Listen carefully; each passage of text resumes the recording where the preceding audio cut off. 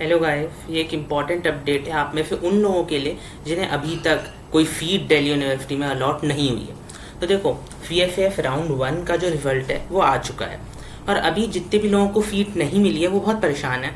कुछ लोग राउंड 2 का वेट कर रहे हैं, राउंड 3 का वेट कर रहे हैं, कुछ लोग डिसहार्टेंड भी हो रहे हैं। तो अभी मैं आपको एक बहुत इंपॉर्टेंट अपडेट देना चाहता हूँ, इसी के लिए मैंने आज ये वीडियो बनाया है। तो देखो, सबसे पहले तो अभी इस कंडीशन में आपको किसी ब्लेम गेम में नहीं पड़ना है कि ये कोई CUET स्कैम है, या मतलब अभी आप देखोगे अभी स्टेट पे कंटेंट क्रिएटर्स जो होते हैं वो ज़्यादातर इसी चीज़ पे वीडियो बना रहे होते हैं कि भाई CUET में स्कैम हो रहा है, यहाँ पे आपको ये इस नंबर पे जो है आपको ज़्यादा कॉलेज मिल रहा है, या कुछ बच्चे हैं जिनके पास रिजर्वेशन है तो जो अपने रिजर्वेशन को यूज़ करके कम मार्क्स पे भी बहुत टॉप कॉलेज ले रहे हैं।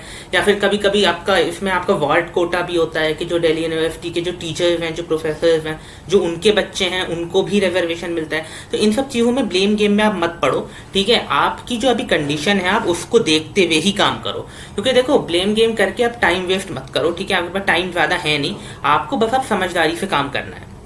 देखो, पहली चीज़ तो ये कि अभी बहुत सारा ऐसे मैंने अभी एक आर्टिकल भी पढ़ा है जिसमें ये लिखा हुआ था कि दिल्ली यूनिवर्सिटी की सीट्स फुल हो गई हैं और इस बार ज़्यादा सीट्स हैं नहीं और मैक्सिमम सीट्स फर्स्ट राउंड में अलॉट हो गई हैं और अब सीट्स खत्म हो जाएंगी। तो पहली बात तो मैं आपको बता दूंगा, ऐसा कुछ नहीं होगा, ठीक है। DU की सीट्स जो हैं वो हर साल बचती हैं, हर साल, लिटरली हर साल। अब जैसे वो जो आर्टिकल में पढ़ रहा था और एक आध मैंने कंटेंट क्रिएटर का वीडियो भी देखा, यूट्यूब वीडियो, अब मैं उनका नाम तो नहीं लूँगा, लेकिन उन्होंने भी ये बोला था कि सेकंड राउंड इस बार नहीं होगा और तो obviously third round spot round भी नहीं होगा। ऐसा कभी नहीं हो सकता, ठीक है। DU में हमेशा से फर्स्ट सेकंड थर्ड राउंड होता है, उसके बाद स्पॉट राउंड 1 स्पॉट राउंड 2 तक होता है, ठीक है। क्योंकि देखो अभी चाहे डेटा ये दिखा रहा हो कि सीट फुल हो चुकी हैं, लेकिन रियलिटी में ऐसा नहीं होता है, क्योंकि जितने बच्चे एडमिशन लेते हैं ना, आप ये बात समझो, उसमें से बहुत सारे बच्चे अपने एडमिशन को विड्रॉ करते हैं, ठीक है, अलग अलग रीजन से। किसी का किसी बेटर कॉलेज में हो रहा है, या कुछ लोग जैसे जो मेडिकल और इंजीनियरिंग के स्टूडेंट्स होते हैं वो वैसे ही DU में भर देते हैं, लेकिन उनको एडमिशन लेना नहीं होता, ठीक है। और भी ऐसे बहुत सारे बच्चे होते हैं जो प्राइवेट यूनिवर्सिटीज़ में चले जाते हैं, अगर उनको कोई अच्छा ऑप्शन मिल रहा है उसको अवेल कर लेते हैं और अपने जो सीट है अपनी उसको खाली छोड़ के चले जाते हैं, ठीक है। तो अभी बहुत सारी सीट्स बचेंगी, इसलिए आप चिल करो, ठीक है। और ये जितने भी राउंड हैं आप सब में एलिजिबल हो गए। ऑब्वियसली फर्स्ट में तो आप 3 सेकंड थर्ड स्पॉट राउंड 1 2 3 सब में आप एलिजिबल हो, ठीक है। अच्छा देखो, अब मैं आपको यहाँ पे एक टिप दे देता हूँ कि देखो अभी आपका फर्स्ट राउंड हो चुका है, सेकेंड राउंड और थर्ड राउंड में आप देखो, मैं तो ये प्रे करूँगा आपको कुछ ना कुछ मिल जाए, लेकिन आप सेकेंड और थर्ड राउंड में इतनी उम्मीद मत लगाना, ठीक है। क्यों आप उम्मीद कब लगाओगे? स्पॉट राउंड में, क्योंकि देखो सेकेंड और थर्ड राउंड आपको उसी प्रेफरेंस लिस्ट से आपको अलॉट किया जाएगा जो आप ऑलरेडी भर चुके हो, ठीक है। तो सेकेंड और थर्ड में आपके कॉलेज मिलने के चांसेस रिलेटिवली कम होते हैं, ठीक है।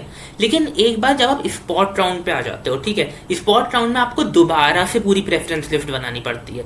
और अब जब ये दोबारा से जो नई प्रेफरेंस लिस्ट बनाओगे, और ये प्रेफरेंस लिस्ट जैसे मैंने आपको लास्ट वीडियो में भी बताया था, सिर्फ उन कोर्सेज और कॉलेजेस की होती है जिनमें आपकी सीट्स वेकेंट है, ठीक है। तो उन वेकेंट कोर्सेज और कॉलेज की जब आप प्रेफरेंस लिस्ट बनाओगे और स्पॉट राउंड में आप अप्लाई करोगे तो उस टाइम आपको सीट मिलने के चांसेस बहुत ज़्यादा होते हैं, ठीक है, क्योंकि वो सिर्फ उन्हीं सीट्स पे हो रहा होता है जो वेकेंट है। तो अब उस टाइम क्या होता है कि DU को भी अपनी सीट्स बस भरनी होती हैं, तो उस टाइम वो ज़्यादा से ज़्यादा एलोकेशंस करते हैं आपके। मैंने ये देखा है जिन बच्चों के बहुत ही कम मार्क्स हैं उनको भी DU में सीट मिल जाती है स्पॉट राउंड में, चाहे ऑफ कैंपस में ही सही, ठीक है। इसलिए आप स्पॉट राउंड पर अपनी आंखें बिछा के रखो, स्पॉट राउंड ही आपकी गोल्डन अपॉर्चुनिटी है। और देखो, जैसे मैंने आपको लास्ट वीडियो में ही बताया था, पिछले 2-3 वीडियो में मैं यही बात कर रहा हूँ कि नॉर्थ कैंपस में आपको देखो सीट्स जो होती हैं स्पॉट राउंड में, नॉर्थ कैंपस में आपकी जो टॉप जो कोर्सेज होते हैं वो भर चुके होते हैं, ठीक है। तो नॉर्थ कैंपस में आपको साइड वाले कोर्सेज मिल जाएंगे, जैसे आपका संस्कृत ऑनर्स हो गया, उर्दू ऑनर्स हो गया, ठीक है। साउथ कैंपस में कोर्सेज फिर भी ठीक ठाक होते हैं लेकिन कम होते हैं। कुछ अच्छे कोर्सेज भी साउथ कैंपस में कभी कभी खाली रह जाते हैं, जैसे औरबिंदो कॉलेज है, इस टाइप के जो साउथ कैंपस में है ना, उनमें खाली रहते हैं, लेकिन उसमें आपकी फ्यू सीट्स होती हैं टॉप कोर्सेज में, टॉप कोर्सेज में आपकी फ्यू सीट्स वेकेंट होती हैं, ठीक है। लेकिन जो ऑफ कैंपस है, यहाँ पे जो ऑफ कैंपस है यही मेन होता है, ठीक है। ऑफ कैंपस में भर भर के सीट्स खाली होती हैं, चाहे वो BCom honour, English honour, history honour, top courses में भी ऑफ कैंपस में सीट्स खाली रहती हैं स्पॉट राउंड में। तो अगर आपको स्पॉट राउंड तक कोई सीट नहीं मिलती है तो आप अपनी नज़रें आप जो है ऑफ कैंपस पे रखो, आप टारगेट ऑफ कैंपस को करो, क्योंकि ऑफ कैंपस ही आपको DU का टैग दिला सकेगा, ठीक है। नॉर्थ कैंपस में तो देखो साइड वाले कोर्सेज बचते हैं, ज़्यादातर बच्चे परस्यू नहीं करना चाहते। साउथ कैंपस में बचते हैं लेकिन वो मिलने का चांस बहुत रेयर होता है, अगर आपको मिल जाता है तो यू आर लकी, ठीक है। लेकिन ऑफ कैंपस में आपको मिल सकता है और 100% मिलेगा अगर आपको स्पॉट राउंड तक कुछ नहीं मिलता। पहले तो मैं ये प्रे करता हूँ आपको स्पॉट राउंड तक वैसे ही कोई कॉलेज मिल जाए, ठीक है, स्पॉट राउंड तक जाने की नौबत आए ही ना। इसीलिए मैं ये बोलता हूँ कि आप देखो ये वाली प्रेफरेंस लिस्ट तो जैसे बना ली, लेकिन जो स्पॉट राउंड वाली प्रेफरेंस लिस्ट बनाना उसको बहुत ज़्यादा ब्रॉड बनाना, ठीक है।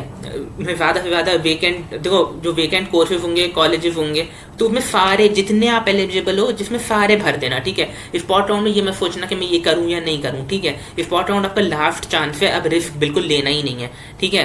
तो ये जो गलती आपने इस वाली प्रेफरेंस लिस्ट में करी है वो आपको स्पॉट राउंड में नहीं करनी है, ठीक है। ज़्यादा से ज़्यादा चीज़ें भर देना ताकि आप एटलीस्ट आपको कुछ तो मिल जाए, ठीक है। और देखो जितने भी रेगुलर अपडेट्स होंगे स्पॉट राउंड के वो तो मैं आपको दे दूंगा वीडियो बना के। और अभी ये जितने भी लोग ये बोल रहे हैं कि फीस भर गई हैं और ये सब वो सब, ऐसा कुछ भी नहीं है। देखो एलोकेशन अलग चीज़ होती है और एडमिशन लेके कॉलेज जाने लगना, फीस पेमेंट करके, वो अलग चीज़ होती है। अगर एलोकेशन आपकी सपोज करो 10 हो रही है तो उसमें से सिर्फ 8 बच्चे ही होंगे जो एडमिशन लेंगे, जो 2 बच्चे हैं वो एलोकेशन ही लेके छोड़ देंगे, ठीक है। कोई कहीं चला जाएगा, कोई कहीं चला जाएगा, अपनी बेटर अपॉर्चुनिटीज अवेल करेंगे, ठीक है। तो देखो आप जो ये जो डेटा अभी आ रहा है ये एलोकेशन का डेटा है, ठीक है, ये एडमिशन का डेटा नहीं है। अभी बहुत बच्चे छोड़ेंगे, ठीक है, इसलिए आप बिल्कुल टेंशन मत लो। ऑफ कैंपस पे आप टारगेट करो अगर आपका स्कोर बहुत लो है तो, ठीक है। ऑफ और साउथ कैंपस पे मेनली टारगेट करो अगर स्कोर कम है तो, ठीक है। और स्टे अपडेटेड गाइस, मैं आपको रेगुलर अपडेट्स दूंगा और कोई भी आपको क्वेश्चन है तो आप कमेंट करके पूछ सकते हो, ठीक है। बस मुझे आपको यही बताना था इस वीडियो में। Thank you so much.